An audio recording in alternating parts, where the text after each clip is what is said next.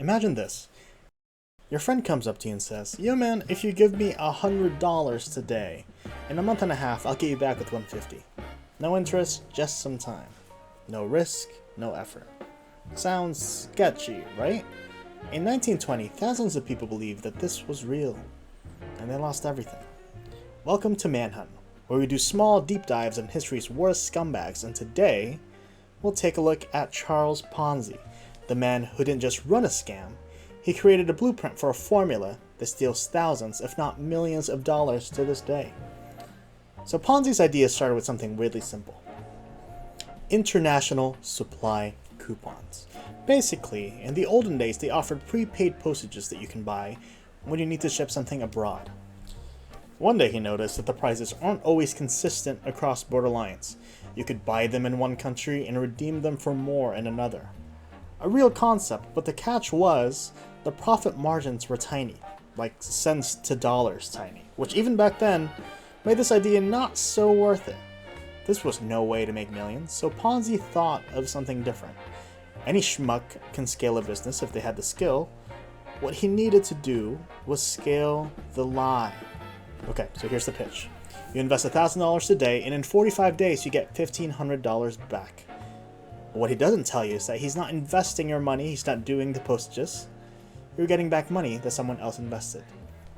New investors pay off old investors, like a forever cascading domino. That's it. No profits, no system, just a loop. And the craziest part, it worked. Kinda.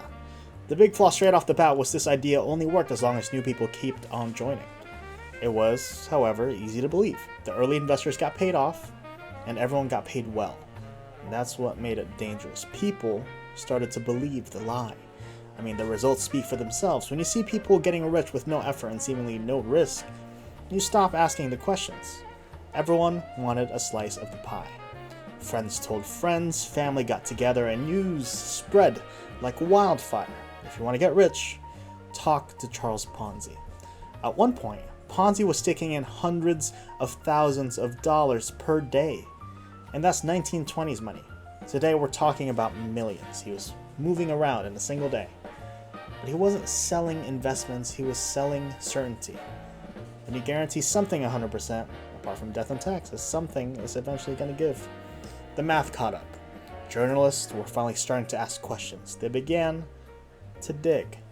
No coupon trades were happening, no business, just a circle jerk of money going in and out and in and out and eventually spinning out of control. Then boom, the system broke.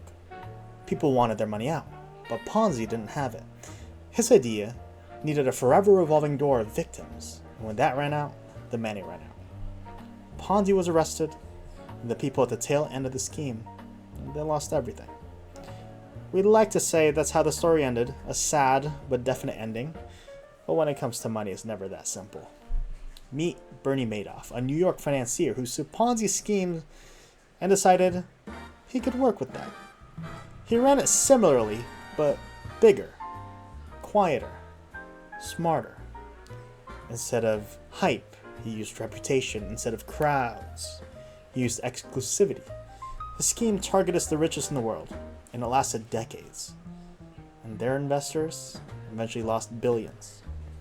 To this day, it's still happening, but we call it something different.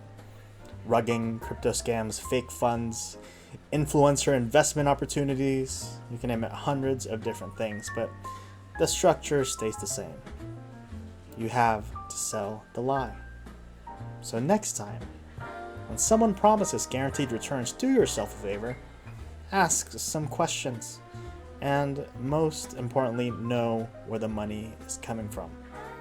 Because if the answer isn't clear, you might already be in the loop. Thanks for watching today's episode, everyone. If you enjoyed that, give it a like, subscribe, see if you want more. We'll see. I just did this because I had some time. And yeah, see you in the next one. Bye.